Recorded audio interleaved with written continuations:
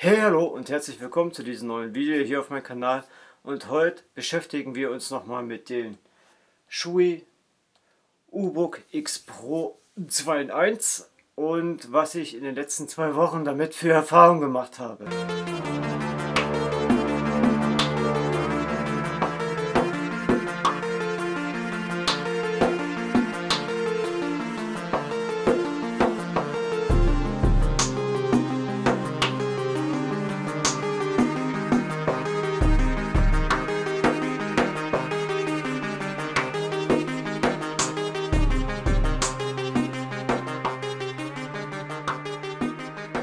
Ich muss ehrlich gestehen, dass mir dieses 13 Zoll große Tablet so ein bisschen Kopfschmerzen bereitet hat. Ich habe lange gebraucht, bis ich mich mit dieser Größe hier abgefunden habe.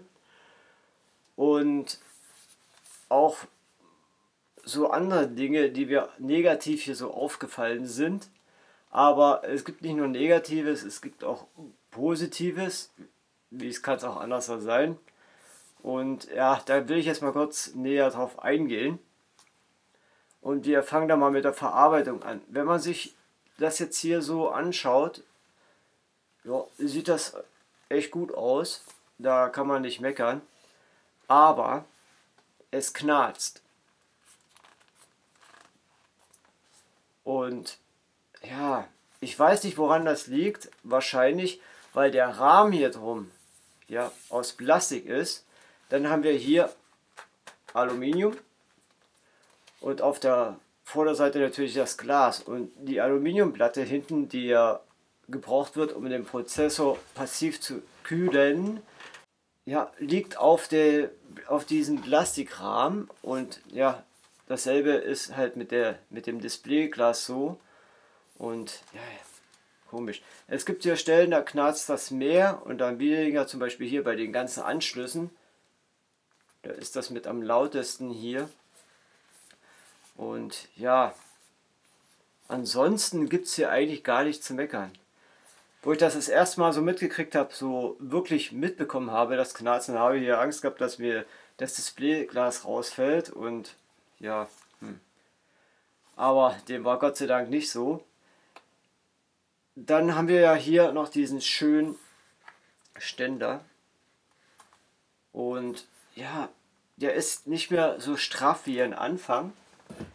Hält das Tablet aber noch, aber ab einer bestimmten Neigung, da war es das aber auch schon. Ansonsten ist das ganz okay so.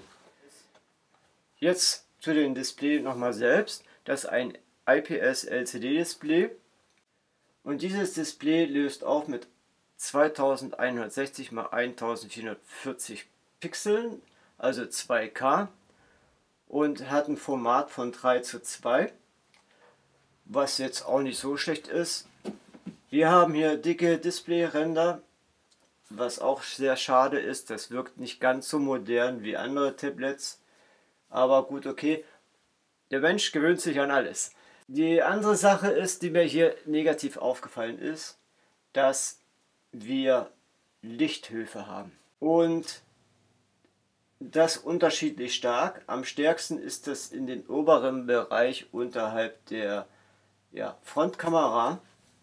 Und das finde ich sehr schade. Ich weiß nicht, warum das so ist, ob das der Größe des Displays geschuldet ist. Ich meine, man kriegt das jetzt hier so gar nicht mit. So sieht das Bild echt top aus. Aber wenn man jetzt zum Beispiel sich einen Film anschaut und es laufen dann die schwarzen Streifen hier oben lang, ne? Ich meine, es ist nicht 16:9 hier und die meisten Filme sind ein 16:9, dann sieht man das schon, weil ja, so ein LCD-Display hat nun keine tollen Schwarzwerte, ne? Da werden auch die schwarzen Pixel beleuchtet und deswegen sieht das nicht schwarz aus, sondern eher dunkelgrau. Farben gefallen mir ganz gut. Helligkeit geht auch in Ordnung. Auch draußen, ja, in direkter Sonne würde ich nicht gehen.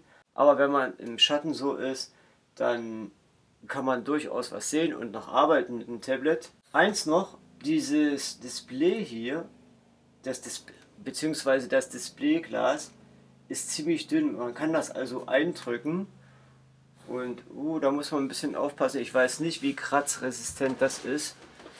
Das kann ich leider jetzt so nicht sagen. Also man sollte da schon ein bisschen vorsichtiger sein. Auch negativ sind leider die Kameras. Also, sorry, also die Frontkamera, ja. Ich meine, das ist echt ein Tablet, was man eigentlich nehmen könnte, um Videokonferenzen abzuhalten. Aber die Kamera ist wirklich schlecht. Ich blende ein Bild ein, macht euch selber einen Eindruck. Rückkamera dasselbe, die ist ein Tucken besser. Vorne haben wir 2 Megapixel, hinten 5 Megapixel. Aber tut mir leid, was anderes kann ich nicht sagen, die sind einfach mies. Lautsprecher, ja, auch nicht wirklich das Wahre. Es fehlt Bass.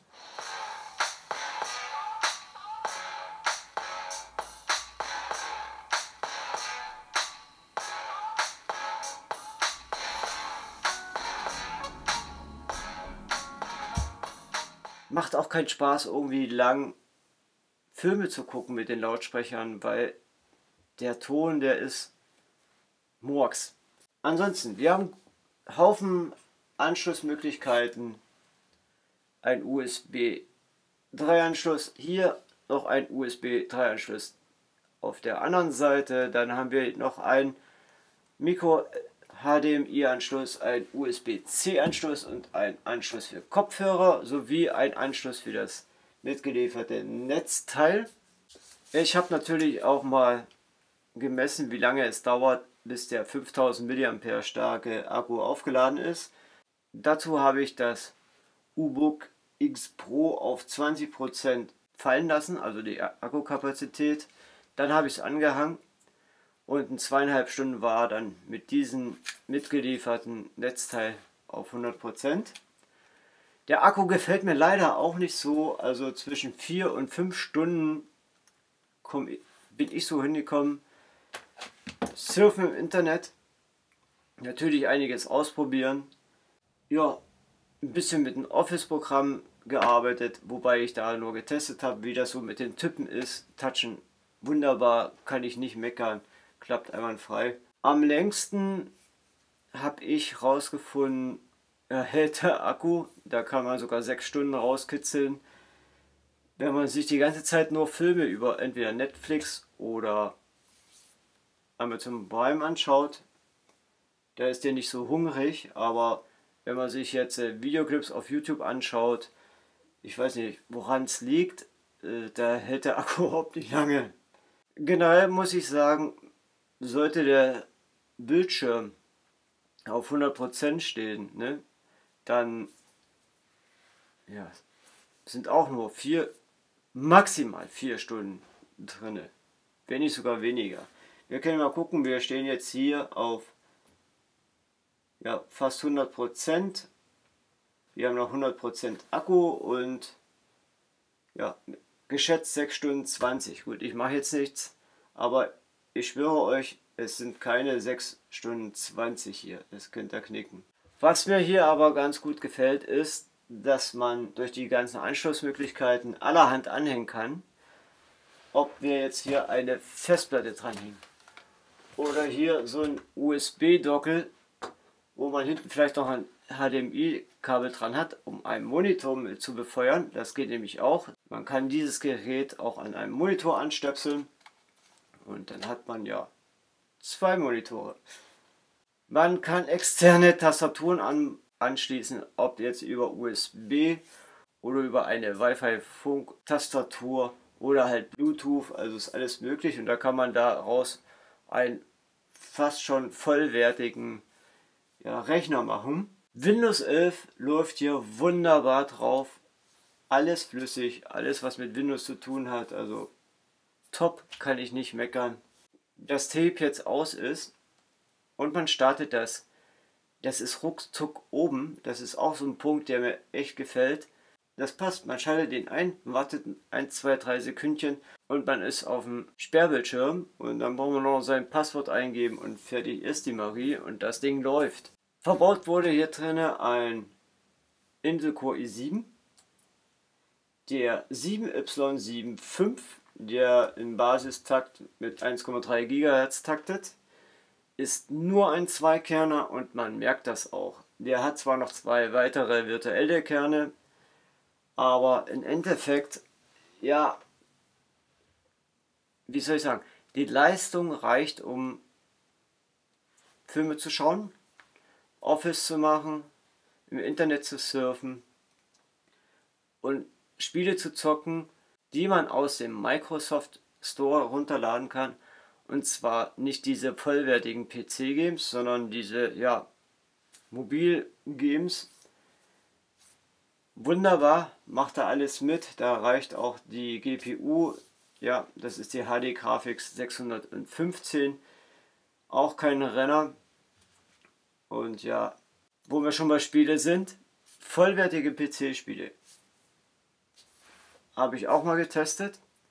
Zuerst wollten sie gar nicht, bis dann festgestellt habe oder herausgefunden habe, dass sie nur starten, wenn man eine externe Eingabemöglichkeit hat. Also man muss im Prinzip eine Tastatur anhängen und eine Maus und dann funktioniert das ja irgendwie auch logisch, weil diese Spiele sind ja nicht für Touchscreen programmiert worden.